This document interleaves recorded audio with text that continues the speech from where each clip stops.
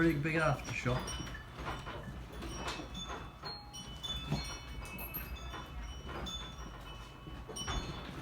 Oh, house is rocking now. Well, we've just had another earthquake here in Southern California. This was a pretty big one. I mean, it shook our whole house. What was that, Sam? And there's nothing like an earthquake to put the fear of God into the hearts of the ungodly. It's going to come down in the studio here. And it is going for quite a bit, everybody. This is a very strong earthquake. Strong here.